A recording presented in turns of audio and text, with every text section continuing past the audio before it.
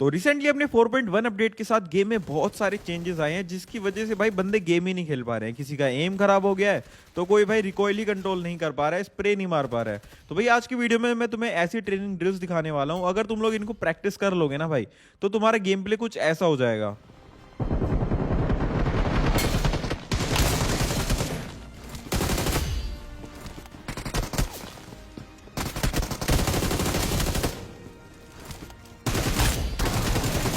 और car sprays या फिर ट्रेसिंग कुछ ऐसी।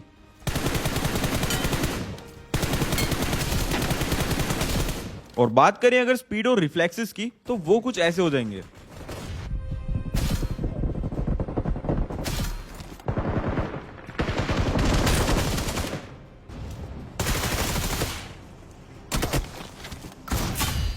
तो गाइस अभी तक तुम लोग समझ ही गए होंगे कि आज की वीडियो कितनी ज्यादा इंपॉर्टेंट होने वाली है तुम लोगों के लिए। तो भाई वीडियो को बिना स्किप करे पूरा एंड तक देखना। और हाँ, आज की वीडियो में तुम लोगों के लिए 3 रॉयल पास का गिव अवे भी रखा है मैंने। तो चलो अभी फटाफट से वीडियो को शुरू करते हैं। तो पहले तो आपको ये समझना पड़ेगा कि भाई अपने गेम में ना क्या चेंजेस आए हैं जिसकी वजह से आपके गेम खराब जा रहे हैं। तो 4.1 अपडेट के बाद गेम में ये चेंज आया है कि भाई जहां पर आपका क्रॉस एयर होगा ना, एग्जैक्ट उसी जगह पर आपका एम भी खुलेगा। अब आप में से कुछ लोग सोच रहे होगे, तो क्या हुआ भाई, जहां पे हमारा क्रॉस एयर है वहीं पे तो एम खुलेगा। लेकिन नहीं। तो जितने भी पुराने प्लेयर्स हैं उनको ये बात पता होगी कि पहले ऐसा होता था कि जहां पे भी आपने अपना क्रॉस एयर रखा है ना, उससे थोड़ा सा नीचे लेफ्ट साइड को आपका एम खुलता था, यानी कि स्कोप खुलता था। जैसे कि अगर मैंने ऊपर खोला तो वो हल्का सा नीचे, फॉर एग्जाम्पल मेरा क्रॉस एयर यहाँ है तो अभी यहां खुलता है, लेकिन पहले इस जगह पे खुलता था। शायद आपको ऐसे समझना है तो मैं आपको अपनी पुरानी वीडियो की क्लिप दिखा देता हूं, जिससे आपको समझ में आ जाए। अब गाइस होता क्या है ना कि जिस जगह पे हमारा एम होता है, हमारा स्कोप उससे थोड़ा सा नीचे खुलता है। जैसा कि आप लोग यहाँ पे देख सकते हो, मेरा क्रॉस एयर टारगेट के बिल्कुल हेड पे है, पर लेकिन फिर भी मेरा स्कोप थोड़ा सा नीचे खुला। और भाई अगर आप पीक करते हो ना, तब तो ये डिफरेंस और भी ज्यादा बढ़ जाता है, जिसकी वजह से अगर आपका क्रॉस एयर एनिमी के हेड पे भी है ना, तो भी आपका एम चौक हो जाता है और आप एनिमी का नॉकडाउन नहीं कर पाते। अब इसकी वजह से पहले ना हमें अपने एम को थोड़ा बहुत एडजस्ट करना पड़ता था, लेकिन अब वो हमें एडजस्ट करने की जरूरत ही नहीं है, लेकिन हमारी आदत बनी हुई है। तो अभी ना हमें उस चीज के लिए प्रैक्टिस करना पड़ेगा वापस से। और साथ में कुछ गन्स का यहाँ पर वर्टिकल रिकॉइल बढ़ा दिया है, और साथ में जो हमारी शॉर्ट गन्स और एआर वेपन्स है ना, इनको नर्फ कर दिया है, यानी कि इनका जो डैमेज था वो कम कर दिया गया है, जिसकी वजह से भाई आप लोग बंदों को नहीं मार पा रहे होगे। पर कोई बात नहीं गाइस, अभी मैं आपको ऐसे ड्रिल्स दिखाने वाला हूं जिससे कि आपका एम ही इतना खतरनाक हो जाएगा कि गन्स का डैमेज कम होने के बाद भी आप सामने वाले बंदों को इजीली मार दोगे, जैसे मैं बैकग्राउंड में मार रहा हूं। तो सबसे पहले तो आपको आ जाना है ट्रेनिंग ग्राउंड में, और उसके बाद यहाँ पे आपको M4 और UMP रखनी है, जिसमें कि अटैचमेंट्स आप लोग यहाँ पे देख सकते हो। मैंने एक फ्लैश हाइडर यूज किया है बस, और कोई अटैचमेंट यूज नहीं करनी है। अब इससे होगा ये कि आपको ट्रेनिंग ग्राउंड में तो प्रॉब्लम होगी अपना एम लगाने में, रिकॉइल कंट्रोल करने में, लेकिन जब आप क्लासिक में जाके फुल अटैचमेंट्स के साथ गन चलाओगे ना, तो भाई आपकी गोलियां एकदम मस्त चिपकेगी बंदों को। अभी इस जगह पे आपको यहाँ पे वार्म अप ड्रिल करनी है। वार्म अप ड्रिल के लिए आपको जो सामने बॉट्स दिखाई दे रहे हैं ना, इनके हेड पर इस तरीके से गोलियां चलानी है जिगल देते हुए। और यहाँ पे भाई उसके बाद आप लॉन्ग जिगल, शॉर्ट जिगल, अपना एम ट्रांसफर दो, FPP वगैरह करो। मतलब जितनी भी मूवमेंट होती है ना, वो सारी कर रही है बेसिकली। आपकी एक तरीके से सेंसी और आपके जो कंट्रोल्स हैं ना, वो सेट हो जाएंगे एकदम आपके हाथ पे। तो ये रोज ना आपको एटलीस्ट 5 मिनट तो प्रैक्टिस करनी ही है। अब इसके बाद इस जगह पे आके यहाँ पर से कोई स्नाइपर उठा लो। यहाँ पे अभी मैं AWM उठा रहा हूँ। अभी तुम लोग सोच रहे हो कि भाई मैं तो स्नाइपिंग करता ही नहीं हूँ, मैं स्नाइपर क्यों प्रैक्टिस करूँ। देखो भाई, स्नाइपिंग की प्रैक्टिस हमें इसलिए करनी है क्योंकि स्नाइपिंग के लिए सबसे ज्यादा इंपॉर्टेंट चीज होती है आपका क्रॉस एयर प्लेसमेंट। और जैसा कि मैंने अभी आपको वीडियो की स्टार्टिंग में बताया कि भाई जो आपका क्रॉस एयर प्लेसमेंट है ना, उसी में आपको प्रॉब्लम आ रही है इस वाले अपडेट में। क्योंकि भाई हमें पहले एडजस्ट करना पड़ता था, लेकिन अभी एडजस्ट नहीं करना पड़ रहा है। तो वो जो आपकी हैबिट बन रखी थी ना, मसल मेमोरी बन रखी थी कि हमें एडजस्ट करना है, वो वाली चीज आपकी यहाँ पे फिक्स हो जाएगी अगर आप स्नाइपिंग की भी प्रैक्टिस करोगे। उसके बाद यहाँ पे आप लोग थोड़ा बर्स्ट वगैरह भी प्रैक्टिस कर सकते हो। एक चीज का ध्यान रखना कि आप यहाँ पर अलग अलग स्कोप के साथ भी प्रैक्टिस करो। और हाँ गाइस, एक बात और, BGMI के exclusive UC packs are now available only on unipin.com, जो कि BGMI का ऑफिशियल पार्टनर है। बस unipin.com पर जाओ, साइन अप करो और रिफर कोड में ये वाला कोड यूज करना, और फिर आप जीत सकते हो 1 लाख तक के यूनिपिन क्रेडिट्स, जिससे कि भाई आप BGMI में यूसी या फिर वैलोरेंट में पॉइंट्स खरीद सकते हो। और तो और BGMI में न्यू अल्टीमेट सेट भी आया है, तो यूनिपिन दे रहा है उसके लिए फ्लैट 10% तक का cashback using UniPin credits. UniPin credits के थ्रू यूसी परचेज करो और 10% तक का कैशबैक ले लो, but this is only for registered users. यहाँ तक कि मैं भी यूसी खरीदने के लिए यूनिपिन का ही इस्तेमाल करता हूँ, क्योंकि यहाँ पे ना आपको बहुत ही अमेजिंग डील्स तो मिलती हैं, साथ में ये BGMI का इकलौता ऑफिशियल पार्टनर भी है। तो भाई अब आप ही मुझे बताओ, कोई रीजन है यूनिपिन को ना अपनाने का? अब नो बहाना, ओनली यूनिपिन को है अपनाना। तो जल्दी जाओ और इन ऑफर्स का मजा लो। अब आपको इस जगह पे आकर अपनी स्कोप ओपनिंग की प्रैक्टिस करनी है। अब ये जितने भी अलग अलग डिस्टेंस पे टारगेट्स है ना, इन सभी टारगेट्स के हेड पर आपको अपना स्कोप खोलना है और यहाँ पर फायर करना है।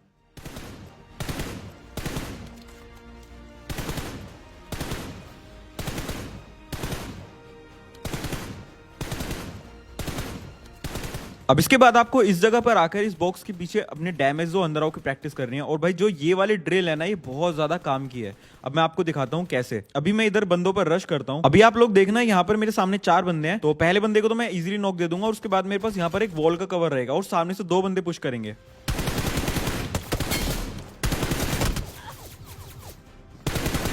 और मैं कितनी बढ़िया तरीके से यहाँ पर डैमेज जो अंदर आओ का इस्तेमाल करके 2 बंदों को नॉक कर देता हूँ और तीसरे को भी मैं यहाँ पर काफी लो कर देता हूँ और इस पे भी जाके रश कर देता हूँ मैं। और यहाँ पर मेरा 1v4 हो जाता है। तो गाइज यहाँ पर ना डैमेज अंदर वाली जो स्किल है ना, ये आपको इंप्रूव करनी पड़ेगी। और इसमें ना आपकी जो एक्यूरेसी है वो बहुत ज़्यादा मैटर करती है। मतलब बहुत सारे बंदे क्या करते हैं, वो फास्ट करने की कोशिश करेंगे, लेकिन फास्ट करने का तब तक कोई फायदा नहीं है जब तक आपकी गोली बंदे को लग नहीं रही है। तो एक्यूरेसी बनाना ज़्यादा जरूरी होता है स्पीड से। और गाइज अगर आपको वीडियो इन्फॉर्मेटिव लग रही हो ना, तो वीडियो को फटाफट से लाइक कर दो। आज की वीडियो का लाइक हम रखते हैं 40,000 लाइक्स का।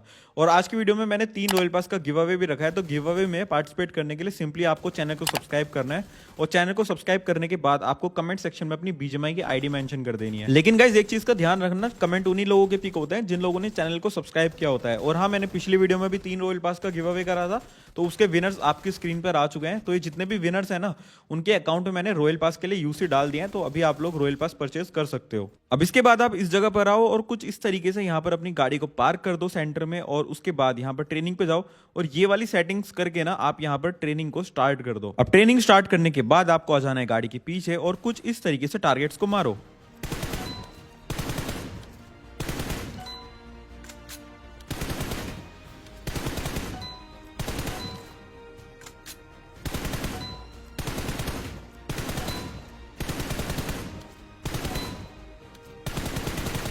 अब आप लोगों ने एक चीज नोटिस करी होगी कि मैं एक टारगेट पे मैक्स टू मैक्स 4 से 5 ही गोली चला रहा हूँ और उसके बाद मैं वापस कवर में आ जा रहा हूँ।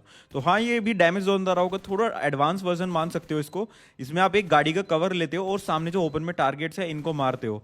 अब इससे ना आपका क्रॉसहेयर प्लेसमेंट, आपका रिकॉइल कंट्रोल, आपका बर्स्ट और साथ में आपका डैमेज जोन अंदर सब चीजें एक साथ इंप्रूव होती हैं।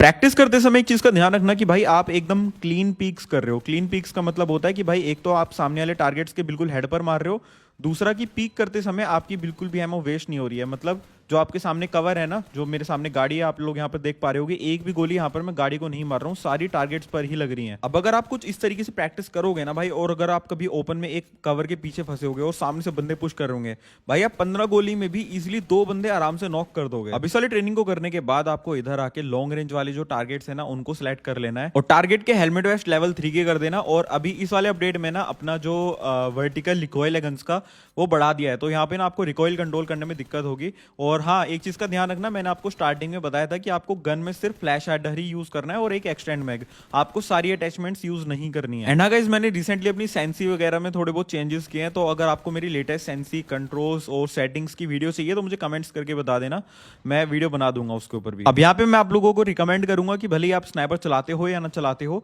आप लोग थोड़ा बहुत यहाँ पर स्नाइपर से भी ट्राई करो। स्नाइपर से आप थोड़े बहुत टारगेट्स मारो, थोड़े बहुत एआर से मारो और यहाँ पे अलग अलग स्कोप्स के साथ प्रैक्टिस करो।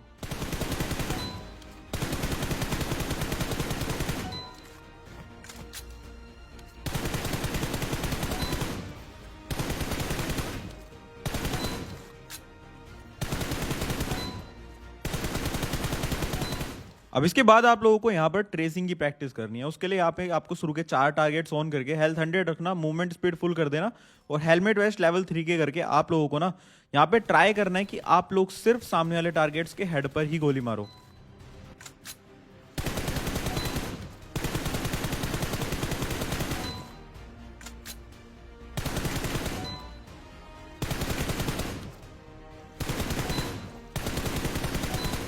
और अभी आप लोग यहाँ पर देखो, मैं मूवमेंट वगैरह दे रहा हूँ और उसके बाद सामने वाले टारगेट्स के ऊपर स्कोप खोल के मार रहा हूँ, क्योंकि जब हम लोग मूवमेंट देते हैं ना, तब और भी ज्यादा मुश्किल होता है सामने वाले टारगेट के ऊपर एग्जैक्ट एम खोलना। तो भाई अपने पर्सनल एक्सपीरियंस से बता रहा हूँ भाई, इस तरीके से प्रैक्टिस करोगे ना तो भाई तुम्हारा एम बहुत जल्दी इंप्रूव होगा। अब इसके बाद आपको करनी है अपने यहाँ पे क्लोज रेंज हिप फायर की प्रैक्टिस। अब इसके लिए आप लोगों को यहाँ पे 20 मीटर वाला टारगेट ऑन करना है। उसके बाद आप लोगों को यहाँ पे कर देनी है अपनी हेल्थ 177 और उसके बाद मूवमेंट स्पीड भी उसी के बराबर करके हेल्थ कर देना 300 और हेलमेट वेस्ट वगैरह लेवल 3 कर देना। अब मूवमेंट स्पीड मैंने आप लोगों से 177 इसलिए करवाई है क्योंकि आप लोगों के ना जिगल की स्पीड के बराबर ही होती है इसकी स्पीड। तो मतलब अगर आप लोग इस टारगेट के ऊपर प्रैक्टिस करोगे तो आपके सामने अगर एनिमी जिगल दे रहा होगा या मूवमेंट दे रहा होगा तो आप लोग उसको बहुत ही आसानी से ट्रेस कर लोगे। अब आप लोगों को ना इस टारगेट के इतनी पास आना है और यहाँ पे ना कुछ इस तरीके से अलग अलग मूवमेंट्स के साथ प्रैक्टिस करनी है।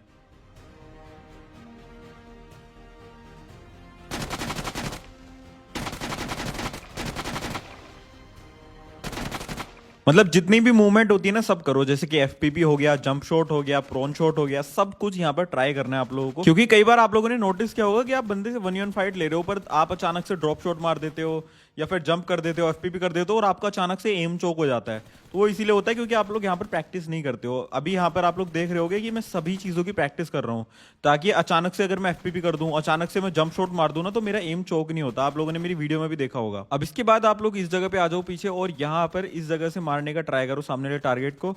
अभी यहाँ पर मैं यूएमपी चला रहा हूँ और M4 चला रहा हूँ क्योंकि भाई अपनी AR और शॉटगन्स हो चुकी है नर्व, और शॉटगन तो मैं पहले भी नहीं चलाता था, तुम्हें पता ही है, मोस्टली मैं AR ही चलाता था। तो मैं आप लोगों को रिकमेंड करूंगा कि भाई आप लोग भी AR या फिर SMGs चलाने लग जाओ। SMG चलाओगे तो और भी ज्यादा बेटर है क्योंकि SMGs नर्फ नहीं हुई है। अब गाइस इसके बाद आपको इस जगह पे आके सिमुलेशन ट्रेनिंग पे जाना है और यहाँ पर आप प्रैक्टिस करोगे अपने हेडशॉट्स और रिफ्लेक्सेस की। अब यहाँ पे आके मैं डिफिकल्टी लेवल 3 पे स्टार्ट कर रहा हूँ और डिफिकल्टी लेवल 3 पे ऐसा होता है कि सामने जो बॉट्स है ना इनके सिर्फ हेड पर ही आपको ही गोलियां लगेंगी, बॉडी पे मारोगे तो डैमेज नहीं जाएगा इनको, और इन बॉट्स का डैमेज भी बहुत खतरनाक होता है इस पे। तो आप लोग यहाँ पर प्रैक्टिस कर सकते हो। अब आप लोगों को एक जगह कवर के पीछे बैठ के बस स्कोप खोल के इनको नहीं मारना है, आप लोगों को ना यहाँ पे प्रॉपर मूवमेंट वगैरह देनी है, जिगल देना है, आप लोगों को एफपीपी करना है, पीक्स करनी है। मतलब प्रॉपर आप जो भी रियल बंदों को मारते हो ना जिस तरीके से, उसी तरीके से आप लोगों को यहाँ पे प्रैक्टिस करनी है। डिफिकल्टी लेवल 3 मुश्किल लग रहा है तो लेवल 2 पे आ जाओ। यहाँ पे आपको थोड़ा आसान पड़ेगा क्योंकि यहाँ पे आपके बॉडी शॉट्स भी काउंट होंगे।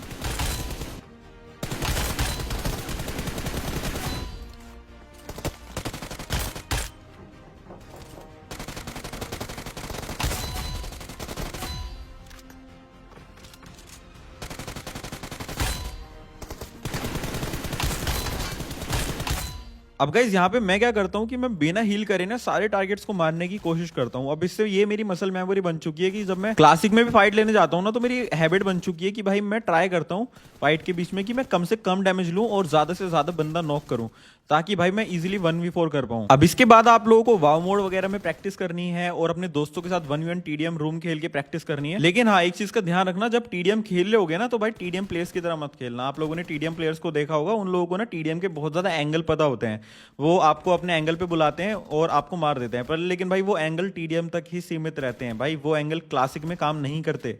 इसलिए आप लोगों ने देखा होगा कि जो लोग टीडीएम अच्छा खेलते हैं उन लोगों को मोस्टली क्लासिक अच्छा नहीं होता उतना। और टीडीएम प्लेयर्स को आपने देखा होगा, उनको आप 2 गोली मारोगे वो लोग हील करने के लिए पीछे भाग जाते हैं और भागते भागते उनकी हेल्थ बढ़ जाती है। लेकिन भाई क्लासिक में आपकी भागते भागते हेल्थ नहीं बढ़ती, आपको एक जगह पे रुकना पड़ेगा और आप उसके बाद ही हील कर पाओगे।